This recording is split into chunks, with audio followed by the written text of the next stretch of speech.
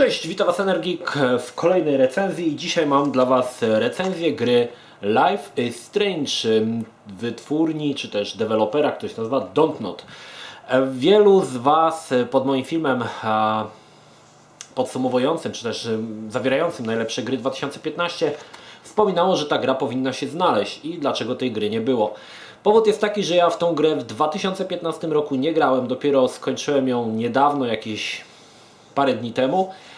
Natomiast dlaczego nie grałem w nią w 2015 roku? Powód jest prosty. Ja nie kupuję gier w odcinkach, na przykład z PSN-a bądź z Steama, czyli gry, w której tam powiedzmy epizod wychodzi co miesiąc, co dwa. Czekam po prostu na pełną oficjalną wersję gry w pudełku i dopiero wtedy ją zakupuję i wtedy dopiero w nią gram. Także jestem do tyłu na przykład z Telltale Games, ale gram w te gry dopiero jak wychodzą całe części już na jednej płycie, wtedy mogę się zapoznać. Po prostu nie przepadam za granie w gry w odcinkach, gdy przechodzi się jakąś część i czeka się potem nie wiadomo ile na kolejną, no tyle po prostu. Słuchajcie, Life is Strange. Przyznam szczerze, że naprawdę po Waszych opowieściach i zachętach byłem bardzo ciekawy tej gry. No i postanowiłem ją spróbować, postanowiłem w nią zagrać. Muszę przyznać, że naprawdę się bardzo miło rozczarowałem. Nie spodziewałem się, że gry z gatunku tak zwanych samograi, czyli głównie gry Davida Cage'a i gry z Telltale Games mogą być tak dobre. I faktycznie Life is Strange zostawia w tyle według mnie tytuły wydawane przez Telltale Games. Faktycznie gra wciąga, no niesamowicie wciąga. W tytule wcielamy się w dziewczynę Max, która mieszka w kampusie, w jakimś chyba koledżu i w trakcie, na początku właściwie gry, w trakcie jednego z takich dość ważnych wydarzeń dowiaduje się, że może cofać czas. I od teraz wraz z jej przyjaciółką Chloe będą starały się odnaleźć jedną z zaginionych ich przyjaciółek.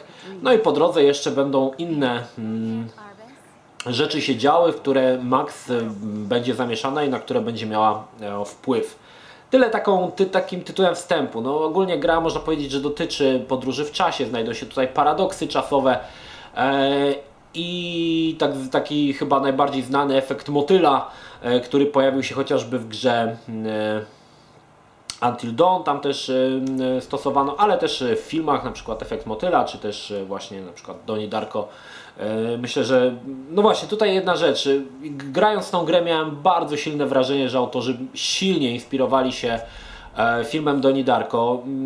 Szczególnie chodzi mi o tę muzykę, o taki klimat, taki lekko senny, właśnie bardzo mi to podchodziło pod Donnie Darko i to jest oczywiście bardzo pozytywna cecha, bo film Donnie Darko jest świetnym filmem i też wydaje mi się właśnie, że jeżeli podobał Wam się film, to ta gra zdecydowanie przypadnie Wam do gustu.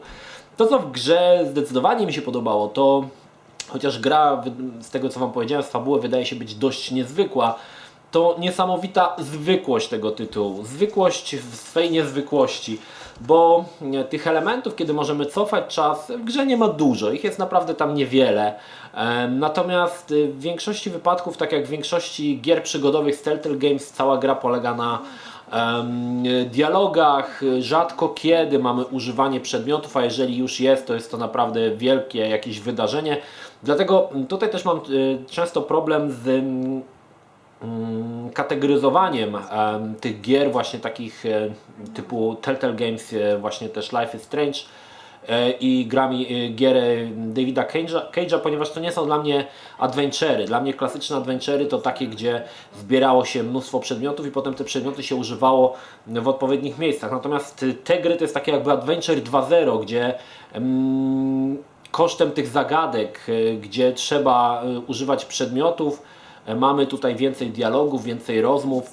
No ale wracając, dlaczego gra tak dla mnie jest taka niesamowicie zwykła? Ponieważ gra dzieje się w kampusie. Mamy 18-letnią Max, która w tym kampusie mieszka, chodzi na zajęcia, ma jakieś swoje miłostki, ma swoje problemy.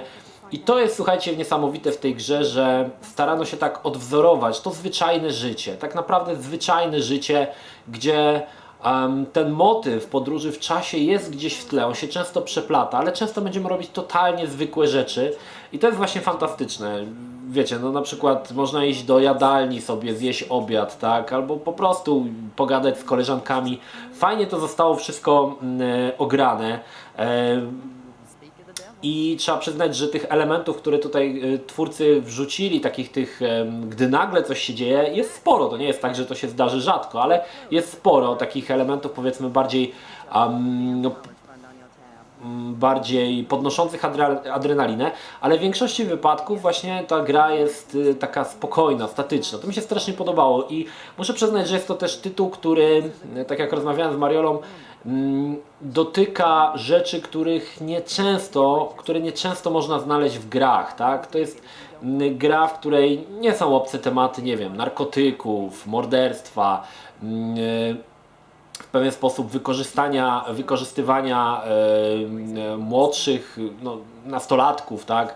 I to jest według mnie bardzo, bardzo dobre podejście, bo gra, pomimo że dotyczy nastolatków, jej wydźwięk jest jakby o wiele bardziej poważny. I to mi się bardzo podobało, że to jest gra, która nie stara się jakby unikać drażliwych tematów, typu na przykład właśnie narkotyki w kampusie, czy też dla Amerykanów myślę, że to jest dość drażliwy temat broni, którą uczniowie wnoszą na przykład na teren kampusu, co zazwyczaj kończy się w Stanach masakrą. To jest właśnie to, że ta gra nie unika tych elementów i przez to wydaje mi się, że jest po prostu bardziej prawdziwa.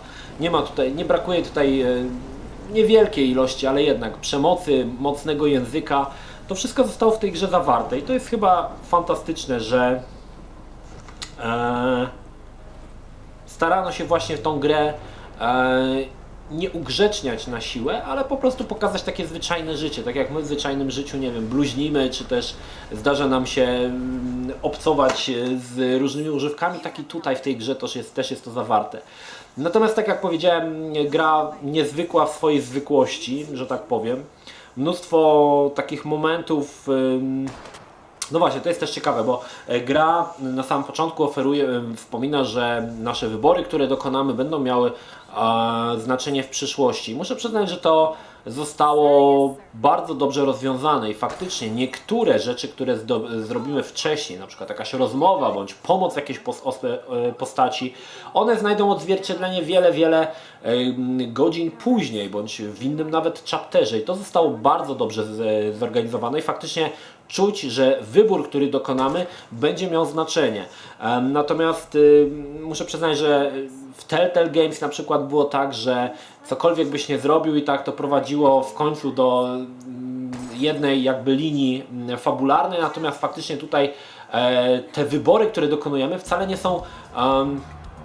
nie są takie proste i prowadzą one do dosyć takich rzeczy, które faktycznie zmieniają jakby całą fabułę, tak? I to jest właśnie fajne. Czy na przykład możemy jedną z bohaterek uratować, a może ona zginąć. I to jest właśnie dobre podejście, gdy naprawdę czuć, że wybór, którego dokonaliśmy wcześniej, gdy sobie przypominamy ten wybór, faktycznie mamy wrażenie, że on miał znaczenie.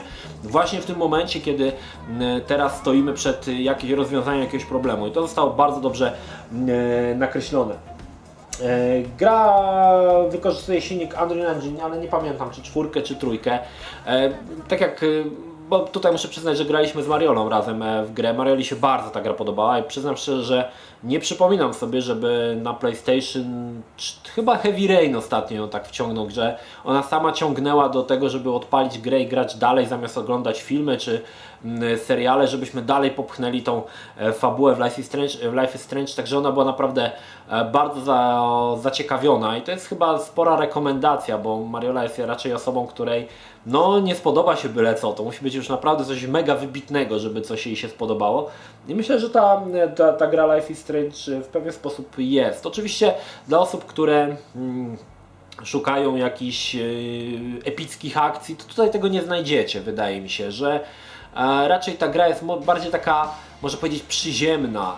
Nie dotyczy ona, nie wiem, jakichś wyniosłych rzeczy, patetycznych. Jest bardziej taka przyziemna. Oczywiście ten element ratowania świata, tudzież może nie świata, tylko w tym wypadku miejscowości, w której Max zamieszkuje, też się pojawia, ale to jest wszystko jakby w takiej mikroskali, to nie jest w jakieś, tak wiecie, rozbuchane jak w niektórych takich grach i dobrze, bo to jest właśnie taki cała ta miejscowość, w której to się dzieje. Arcadia Bay jest taką właśnie takim mikroklimatem, mikrospołecznością, gdzie w obrębie tej całej jakby lokacji dzieją się te wszystkie dramaty i to jest fajne, to mi się bardzo podobało, że gra skupia się na tych przyziemnych problemach jednostki, a nie wykracza poza jakieś, wiecie, ramy, gdzie nagle świat w ogóle zmierza ku zagładzie, jeden bohater go ratuje. Właśnie tego nie ma. Nie ma tej takiej patetyczności i takiego naciągania całej tej akcji. No ja muszę przyznać, że grało mi się w to świetnie. Faktem jest to, właśnie tak jak powiedziałem wcześniej, to jest ta gra, w której mniej jest gry, a więcej jest jakiegoś oglądania, rozmów, słuchania. Natomiast no faktycznie tutaj jakby to są te takie właśnie samograje typowe, jak od Telltale Games, ale muszę przyznać, że lepiej to wypada. Graficznie muszę przyznać, że szału nie robiło na mnie, chociaż muszę przyznać, że stylizacja jest całkiem niezła, szczególnie, że wszystko wygląda jakby tekstury były malowane jakby farbami, tak jakoś jest sprytnie to zrobione, takimi jakby malowane takimi plamami, dzięki temu to sprawia jeszcze większe wrażenie takiego jakby snu na jawie, ale jakoś nie powalała mnie ta grafika, zwłaszcza, że jest też tutaj parę błędów, typu w jednym z chapterów postacie na przykład mówią nie otwierając ust, no ale to są oczywiście detale, które nie wpływają w żaden sposób na rozgrywkę. Natomiast fabuła faktycznie wynosi się ponad przeciętność. To trzeba przyznać, że fabuła faktycznie jest bardzo dobra i motywy z podróżami w czasie zostały bardzo dobrze tutaj wplecione. Tak jak powiedziałem, mamy wcześniej te sytuacje, kiedy mamy jakieś paradoksy, alternatywne rzeczywistości. To zostało tutaj wszystko zawarte i muszę przyznać, że autorzy całkiem nieźle wybrnęli z tego. To jest dosyć trudnym tematem i wiele na przykład filmów o podróżach w czasie, no powiedzmy sobie szczerze, nie udaje im się tego za bardzo dobrze ograć, tak? Na dole w linku macie też filmy, które polecam, jeżeli lubicie filmy o podróżach w czasie, filmy, które polecam obejrzeć, które w pewien sposób, jeżeli podobała Wam się gra, to zdecydowanie te filmy też będą Wam się podobały. No i na koniec jeszcze zostawiłem ostatnią rzecz. Wielu graczy wspomina, że było mocno rozczarowanych końcówką, ponieważ mamy wrażenie, że znaczy tak z Waszych informacji, że niezależnie w jakie wybory dokonaliśmy przez wszystkie 5 chapterów, one w ostatecznym wyborze, tym końcowym, tak naprawdę nie mają znaczenia. W mojej opinii zakończenie jest bardzo dobre i jest to jedyne logiczne i sensowne zakończenie, jakie można było wybrać. I jeżeli oglądacie te filmy o podróżach w czasie, to większość tych filmów właśnie kończy się w taki sposób. Nie można było tego inaczej dokonać. Z drugiej strony tutaj też jest ciekawa rzecz, czy wybory, jakie dokonujemy w grze, mają w ogóle znaczenie, skoro możesz cofnąć czas. I często jest tak, że w grze możemy dokonać jakiegoś wyboru i nagle stwierdzamy, że jednak chciałbym wybrać co innego i możemy cofnąć ten czas ponownie do tej rozmowy i wybrać inną linię dialogową. Także czy te wybory mają tak znaczenie jak na przykład w grach, tutaj jest to złudne, ale na przykład w Telltale Games, jeżeli już dokonasz wyboru, no to nie możesz się cofnąć, już idziesz tą linią dialogową, czy też linią fabularną, którą wybrałeś. Tutaj jeszcze masz chwilę, żeby cofnąć się chwilę do przeszłości i zmienić swój wybór. Także zakończenie bardzo dobrze pasuje do całej gry i no jest takim zakończeniem, które w mojej opinii powinno tą grę kończyć. Zwłaszcza, że ostateczny wybór jest dosyć ciężki i trudny i nie jest taki on oczywisty. I muszę przyznać, że gdy graliśmy z Mariolą i stanęliśmy przed ostatecznym wyborem, dosyć długo żeśmy się zastanawiali i rozmawiali o tym, czy wybrać, którą opcję wybrać. I to był dosyć trudny wybór, muszę przyznać. I to jest właśnie to, że gra stawia, chyba pierwszy raz, słuchajcie, gra postawiła przede mną dosyć trudny wybór, nad którym musiałem się faktycznie zastanowić, bo te wszystkie wybory, na przykład w Telltale Games czy w Wiedźminie, ja często działam instynktownie, wybieram mniejsze zło zazwyczaj. Natomiast tutaj nie ma mniejszego zła, ponieważ obydwa wybory nie są, można powiedzieć, dobre, tak? Także no, gratulacje. Gratulacje dla deweloperów, że udało im się coś takiego stworzyć i w ten sposób nie jakby też zmusić do przemyślenia całej sytuacji. Inną sprawą jest to, że gra jest dosyć krótka. No nie da się ukryć, że te gry typu samograje długie nie są. I ta gra też nie jest długa. Ale faktycznie to jest taki roller coaster. Raz wiecie, macie sytuację, że włamujecie się do szkoły, innym razem jest, że chodzicie po jakimś wysypisku i strzelacie do butelek. To jest tak, że tutaj jest to taki, ta zwykłość jest przemieszana z taką niezwykłością, jeszcze dodajemy do tego te podróże w czasie i to fajnie zostało, słuchajcie, naprawdę, jeżeli patrzy się na całość fabuły, wydarzeń, których jesteśmy świadkami w tej grze, naprawdę to wszystko fajnie się ze sobą zgrywa i w totalnym rozrachunku wygląda bardzo dobrze.